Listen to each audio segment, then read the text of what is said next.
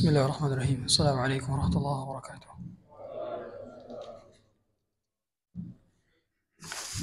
إن الحمد لله نحمده ونستعينه ونستغفره ونعوذ بالله من شرور أنفسنا وسيئات أعمالنا. من يهده الله فلا مضل له ومن يضلل فلا هادي له. أشهد أن لا إله إلا الله وحده لا شريك له وأشهد أنه صلى الله عليه وسلم قد أدى الأمانة وبلغ الرسالة ونصح الأمة وكشف الله به الغمة وجاهد في الله حق جهاده حتى أتاه اليقين وتركنا على محجة بيضاء ليلها كنهارها لا يزيغ عنها إلا هالك. وبعد، معاشر المسlimin jamaah Masjid Al-Muhajirin disebut Allah Subhanahu wa taala. Kita masuk ke dalam halaman 154 bab 48. Larangan bercanda dengan menggunakan syariat daripada Allah Subhanahu wa taala. Di sini Allah Subhanahu wa taala berfirman, "Wala in sa'altahum la yaqulunna innama kunna nakhudhu wa nal'ab qul abillahi wa ayatihi wa rasulihi kuntum tastahzi'un la ta'tadiru qad kafartum ba'da imanikum." Asbabun nuzul daripada ayat ini yakni ialah ketika perang Tabuk, yang mana perang Tabuk ini merupakan perang melawan Romawi, yang pada saat itu Romawi adalah sebuah imperium yang sangat besar, yang sangat sulit dikalahkan. Pada saat itu Rasulullah dan para sahabatnya itu mengetahui bahwa Romawi ini akan menyerang kota Madinah. Sehingga di antara strategi perang adalah sebelum dikepung dan diserang, maka kaum muslimin harus terlebih dahulu menyerang mereka. Jazakallahu khairan. Harus lebih dahulu menyerang mereka. Sehingga pada saat itu akhirnya Rasulullah beserta para sahabatnya ketika di Madinah langsung pergi ke sana. Rasulullah ikut. Dan pada saat itu kondisi di Madinah lagi paceklik. Makanan lagi sedikit. Kemudian juga persediaan juga lagi susah. Tapi bagaimana, ini perintah Allah dan Rasulnya, harus ditunaikan. Ketika itu akhirnya jarak antara kota Madinah dengan Romawi yang berada di Syam itu 600 km. Ditempuh dengan jarak perjalanan sangat jauh sekali. Akhirnya pada saat itu baru Allah Subhanahu wa taala memunculkan orang-orang di antara mereka yang beriman, yang memiliki keimanan luar dalam, dengan orang yang beriman hanya luarnya saja. Artinya ia adalah orang munafik. Disinilah peristiwa di mana banyak orang kelihatan nifaknya. Karena dia tidak ikut perang, atau berbagai macam alasan dia nggak bisa ikut perang, atau ikut perang tapi dalam keadaan terpaksa. Pada saat itu ada sebagian daripada mereka yang ikut perang daripada orang munafik, ikut bersama Rasulullah SAW, meskipun perang Tabuk ini sebenarnya tidak terjadi peperangan. Karena ketika sudah sampai di sana, ternyata orang-orang Romawi tidak datang. Akhirnya balik lagi.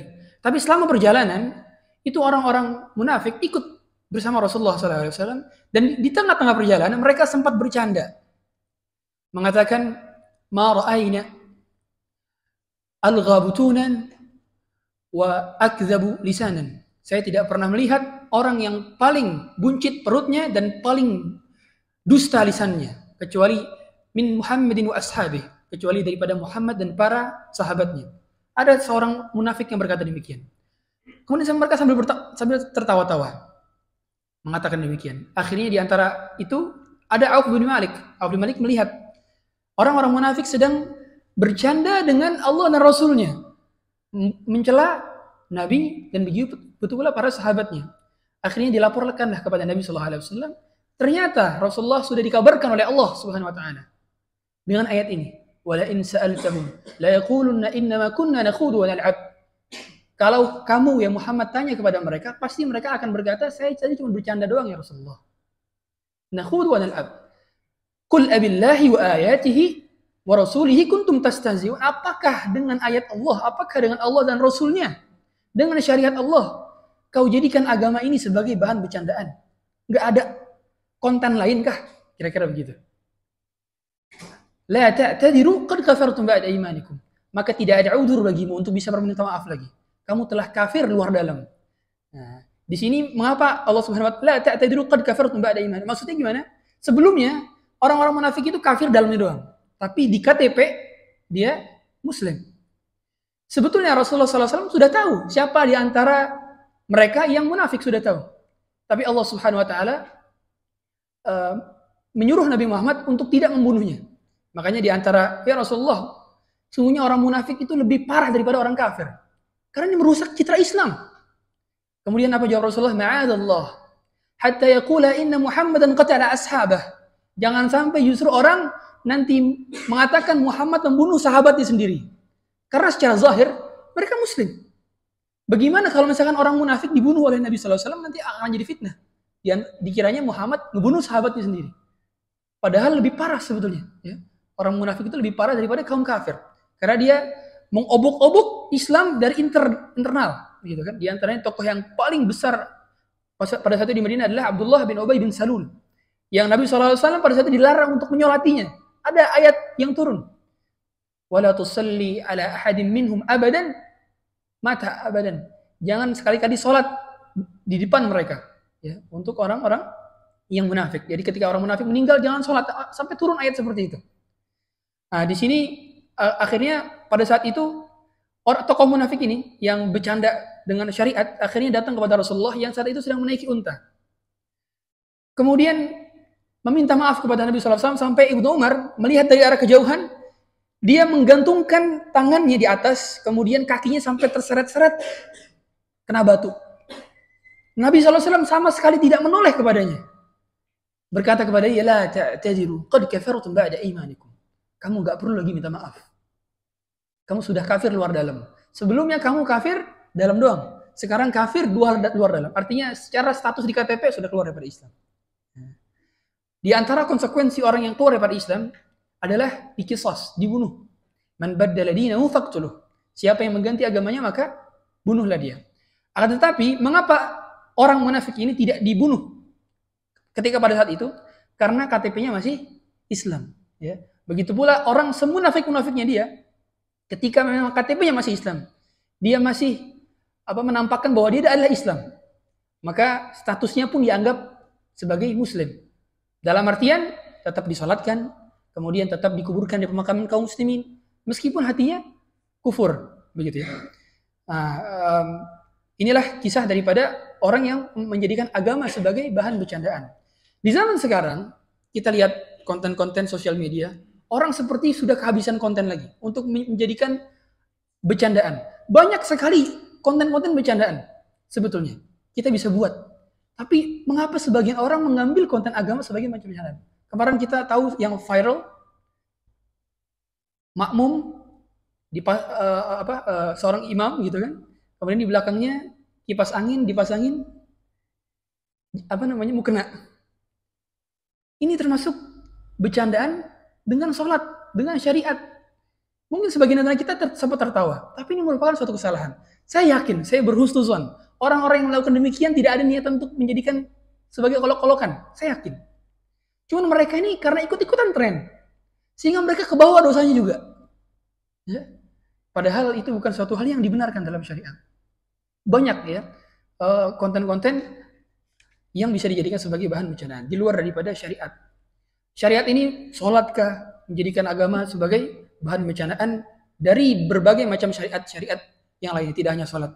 Kemudian di sini lanjut kita kepada bab 49 halaman 156. Yakni adalah di antara bukti tauhid adalah menisbatkan seluruh kenikmatan hanya kepada Allah Subhanahu wa taala, bukan menisbatkan kenikmatan kepada sesuatu yang lainnya.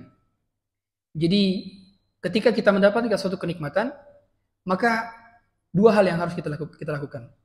Yang pertama adalah mengakui bahwa kenikmatan itu sumbernya dari Allah Subhanahu wa taala, bukan dari kita. Kita misalkan naik jabatan. Jangan pernah terbesit dalam otak, ini gara-gara cerdasnya IQ saya. Ini gara-gara banyaknya harta saya. Ini gara-gara profesionalitas saya dalam bekerja. Enggak. Jangan pernah berpikir seperti itu. Ini semua given dari Allah, pemberian dari Allah. Enggak ada satupun usaha kecil dari saya. Semua Allah yang berikan. Dan yang kedua adalah jangan pernah merasa pantas dan berhak atas nikmat yang Allah berikan kepada kita. Ini dua syarat. Karena hakikatnya, kita ini nggak pantas mendapatkan nikmat sebetulnya. Kita coba deh. Seandainya kita ibadah dalam 24 jam, Itu berapa kali total? Mungkin sekitar 2 jam lah total kalau di total. Sholat 10 menit misalkan. Kemudian dikali 5. Kemudian tambah amalan-amalan lain misalkan. 2 jam lah total, maksimal itu. Sedangkan kenikmatan Allah berikan 24 jam. Adil gak? Gak adil. Gak adil. Hakikatnya kita gak berkah. Harusnya Allah kasih kenikmatan 2 jam aja. Kan gitu. Tapi Allah kasih kenikmatan 24 jam. Allah tidak pernah memberikan nafas ini cuma 2 jam doang. Tapi 24 jam Allah berikan. Allah berikan kita kesehatan 24 jam. Allah berikan kita bisa melihat, bisa berjalan, bisa menginginkan tangan, bisa makan, bisa minum. 24 jam. Sedangkan mungkin kita hanya beribadah sekadar saja. Kita di antara sholat 5 waktu kita, mungkin kehitung jari berapa yang khusyuk. Di antara banyaknya kita sedekah, mungkin kehitung jari berapa yang ikhlas. Kita tahu amalan kita masing-masing. Mungkin kita sering masih sering ketika berbakti kepada orang tua, masih perhitungan. Kemudian sholat kita sering tidak khusyuk. Sholat malam kita, sholat sunnah kita, mungkin sering sekali bolong-bolong. Jauh dibandingkan kenikmatan yang Allah berikan kepada kita. Sehingga ketika kita diberikan kenikmatan, itu bukan gara-gara kita pantas mendapatkan kenikmatan, itu bukan. Tapi semata-mata karena Allah sayang kepada kita. Allah memberikan rahmatnya yang luas kepada hambanya. Itu. Ya. Dan 3 hal ketika kita mendapatkan kenikmatan dari Allah Subhanahu Wa Taala, yakni meyakini dengan hati, al-i'tiraf bil qalb, yaitu mengakui bahwa seluruh kenikmatan datangnya dari Allah Subhanahu Wa Taala, bukan dari kita. Yang kedua adalah mengungkapkannya dengan lisan. Al-i'tiraf bil lisan, meyakini dengan lisan. Di antaranya adalah mengucapkan alhamdulillah. Yang kedua adalah wa amma bi ni'mati rabbika fahaddits, yaitu menceritakan kenikmatan tersebut yang didapatkan sesekali kepada orang yang sekiranya ketika diceritakan kenikmatan, maka ia tidak berhasad dengan kenikmatan kita. Kepada orang tua, kepada istri, kepada anak, kepada sahabat dekat, yang memang ketika kita ceritakan kenikmatan kita, maka mereka tidak berhasad. Bukan ke seluruh orang. Karena kalau kita menceritakan kenikmatan kita yang kita dapatkan dari Allah Subhanahu Wa Taala kepada orang yang belum siap mendengarnya, maka Allah biasanya tahu ini orang gak siap, sehingga ada bibit-bibit hasad dalam dirinya.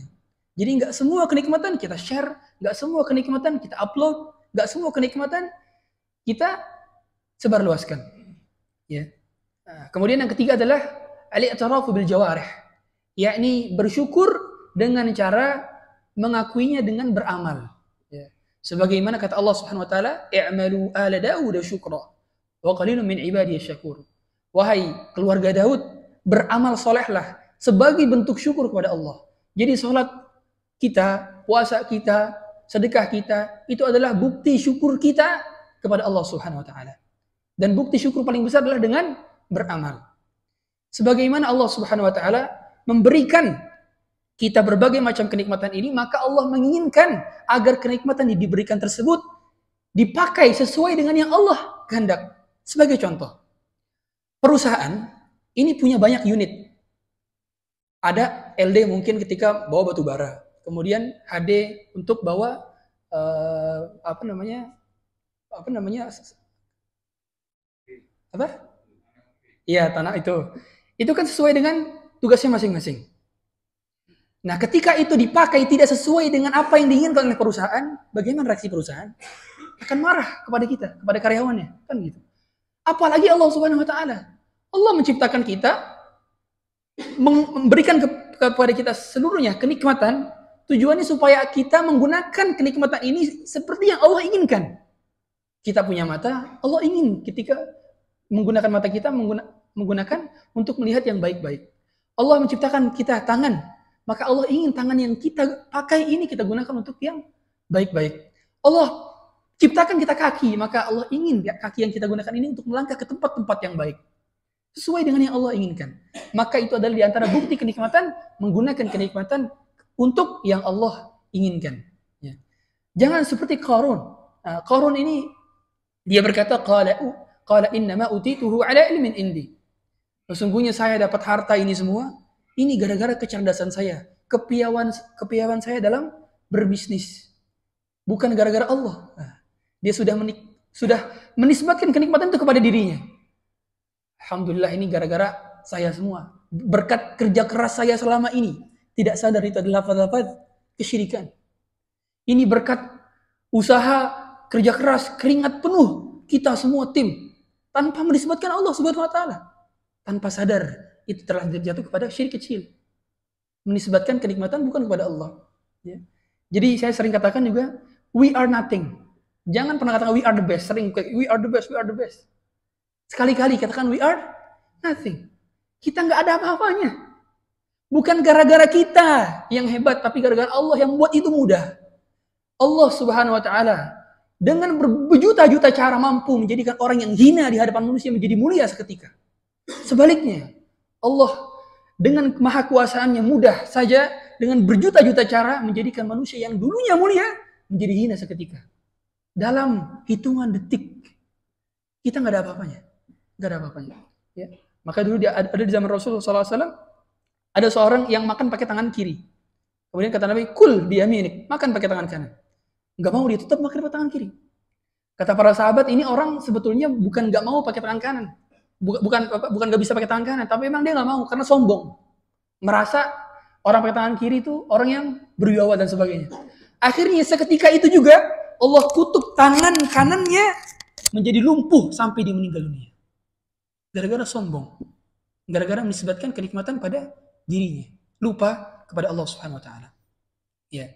Di sini ada kisah daripada Bani Israel, tetapi kaitannya mungkin tidak terlalu terikat dengan pada pembahasan ini. Jadi kita lanjut pada bab 50. Bab 50 ini berkenaan dengan memberi nama yang diperhambakan kepada selain Allah Subhanahu wa taala.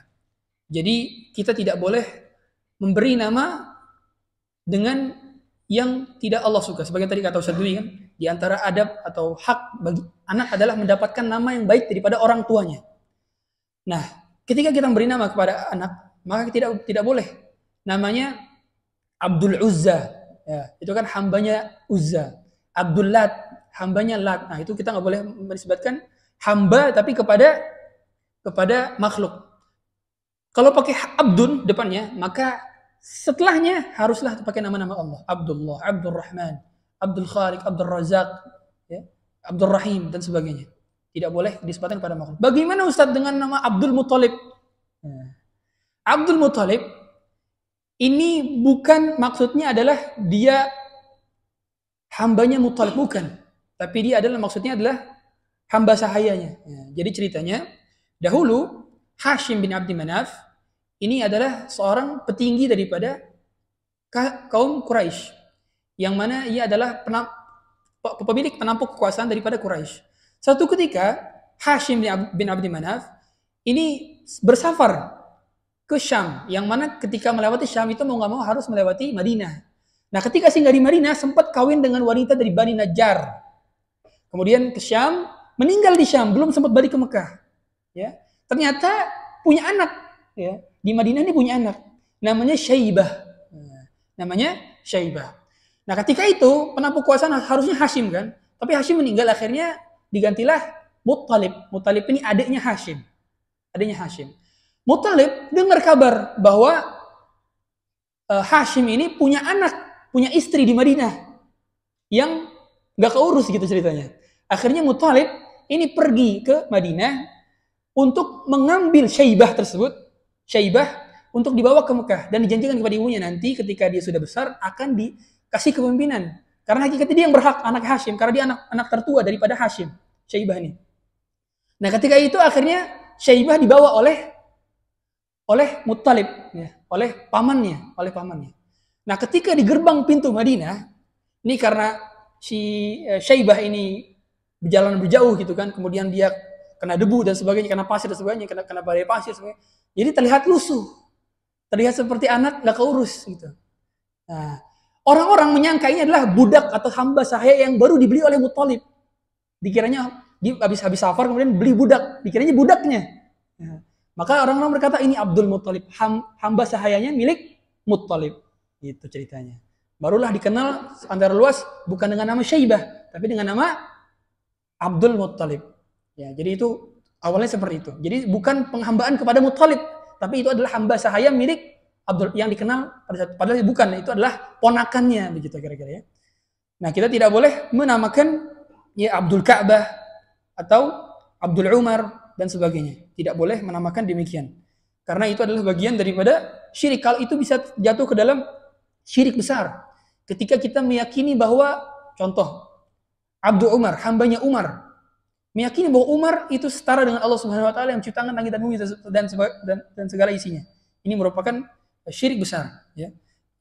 Di sini Allah katakan, "Falamma atahuma salihan ja'ala lahu syuraka'a fima atahuma, fata'ala Allahu 'amma yusyrikun."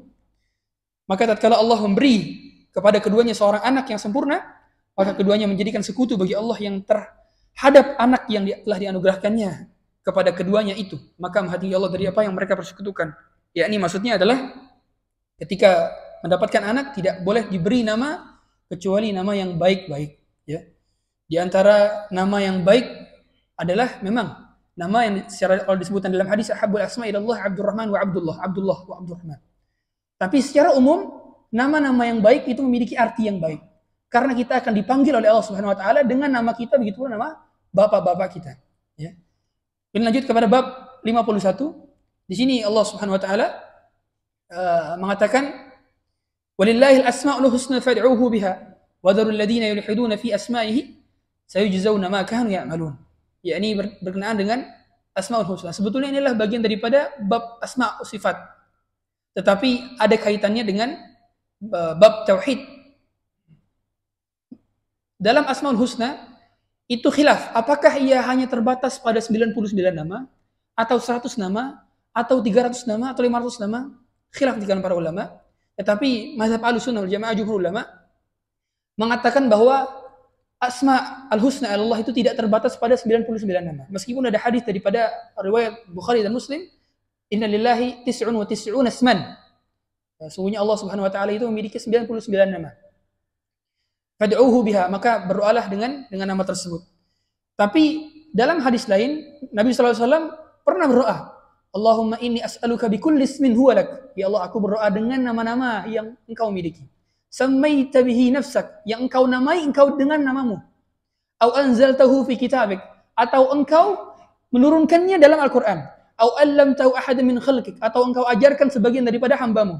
Au ista'sartahu fi 'ilmil ghaibi 'indak, atau Engkau belum memberitahu kepada hambamu dan itu hanya Engkau yang tahu. Nah, jadi kata para ulama, berarti nama Allah itu enggak seluruh makhluk tahu. Ada sebagian nama yang memang Allah rahasiakan dan hanya Allah sendiri yang tahu. Sehingga jumlahnya tidak terbatas pada 99 nama. Lalu apa kaitannya dengan hadis yang berkenaan dengan sesungguhnya Allah memiliki 99 nama? Itu berkenaan dengan pengkhususan bagi siapa yang menghafal maka dia akan masuk surga. Man dzakaraha dakhala jannah. Ya, siapa yang menghafal 99 nama itu maka akan masuk surga.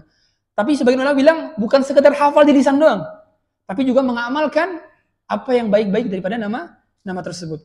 Ya. Nama-nama Allah Subhanahu wa taala harus memenuhi 3 syarat. Yang pertama harus baik daripada segala sisi. Artinya ia baik secara makna, secara sendirinya. Contoh, Allah Subhanahu wa taala itu pernah katakan wa makaru wa makarallah wallahu khairul makirin. Mereka berbuat makar, orang-orang kafir berbuat makar kepada orang beriman, maka Allah memiliki makar juga untuk mereka. Memiliki tipu daya juga untuk mereka. Nah, nama makar ini, nama tipu daya ini tidak pantas disandingkan kepada Allah Subhanahu wa taala. Sehingga Allah Subhanahu wa taala tidak pantas memiliki nama Al-Makir. Meskipun itu adalah salah satu sifat dan apa yang Allah lakukan. Tapi Allah tidak dinamakan dengan sebutan Al-Makir. Ya. Karena nama Al-Makir tidak bagus dari segala sisi, tapi hanya bagus dari satu sisi. Ya. Hanya bagus dari satu sisi. Kemudian juga Sun'allahi allati, ya itu juga nama berkenaan dengan Sani'. Allah menciptakan. Allah membuat Sani' itu memproduksi. Tidak pantas nama ini disematkan kepada Allah Subhanahu wa taala. Jadi harus bagus dalam segala kondisi. Yang pertama. Yang kedua, nama-nama Allah itu bisa dipakai untuk berdoa. Bisa untuk tawassul. Nah, tawassul maksudnya gimana? Ketika kita meminta rezeki, maka misalkan yang dipakai adalah Ya Razzaq, urzuqni. Ya Rahim, Ya Latif, ultuf bina. Itu diantara nama-nama Allah yang digunakan untuk sebagai tawassul. Tawassul syar'i. Tawassul yang dibenarkan oleh Ahlussunnah wal Jamaah. Ya, bukan tawassul kepada kuburan, bukan tawassul kepada orang-orang yang sudah mati, bukan. Ya, tapi tawassul kepada nama-nama Allah Subhanahu wa taala atau tawassul dengan amal-amal soleh, tawassul syar'i. Kemudian nama tersebut juga selain daripada bagus, kemudian juga bisa dipakai berdoa dan nama tersebut ada dalam Al-Quran dan Sunnah. Artinya memang ada dalilnya nama tersebut. Jadi kita tidak bisa berinovasi, kita kasih nama Allah ini aja lah, nggak bisa. Ya. Harus sesuai dengan apa yang datang dari dalil, baik Al-Quran maupun Sunnah. Jadi memang disunahkan untuk kita ketika kita berdoa minta hajat, minta rezeki, maka katakan, ya Razzaq, urzuqni. Kita meminta kelembutan Allah Subhanahu wa taala dalam menyelesaikan masalah-masalah kita. Ya Latif, ultuf bina. Perlakukanlah aku dengan caramu yang lembut. Ya Rahim, irhamni. Ya. Dan berbagai macam doa-doa kita meminta kepada Allah Subhanahu wa taala. Dan Allah senang. Makanya di antara Al-Fatihah kita ada doa, ya. Ayat 1 sampai 4, ya, bismillahirrahmanirrahim, alhamdulillahirabbil alamin arrahmanir rahim maliki yaumiddin iyyaka na'budu wa iyyaka nasta'in. Itu semua tawassul isinya, semua memuji Allah Subhanahu wa taala, ya kan? Isinya. Segala puji bagi Allah, Tuhan semesta alam, hanya kepada Engkaulah kami beribadah, hanya kepada Engkaulah kami minta pertolongan. Baru inti ayat adalah inti ayat kelima, ihdinas siratal mustaqim. Berikanlah kami hidayah yang lurus. Tandanya dalam berdoa pun, makanya kita ada di antara ada berdoa adalah beristighfar dahulu, kemudian mengakui segala dosa, kemudian salawat atas Nabi, kemudian baru meminta apa yang diinginkan. Ya, jadi ada adab-adabnya. Ya. Wa yulhiduna fi asma'ih. Kemudian di sini Allah Subhanahu wa taala mengatakan bahwa sebagian dari antara kelompok itu menyelewengkan daripada nama-nama Allah Subhanahu wa taala. Ya. Menyelewengkan maksudnya mentakwil, sebagian ulama juga bilang, atau menafikan daripada nama-nama tersebut. Ya. Jadi nama-nama Allah Subhanahu wa taala ini haruslah kita tahu maknanya. Karena kalau kita sudah menyelami makna daripada asma Allah Subhanahu wa taala, kita akan tahu betapa Allah luar biasa dalam mengurusi hambanya. Ya. Allah Subhanahu wa taala punya nama Al-Khabir. Al-Khabir itu artinya maha teliti. Allah Subhanahu wa taala, kata para ulama, saking detailnya, Al-Khabirnya lebih detail daripada Al-Alim.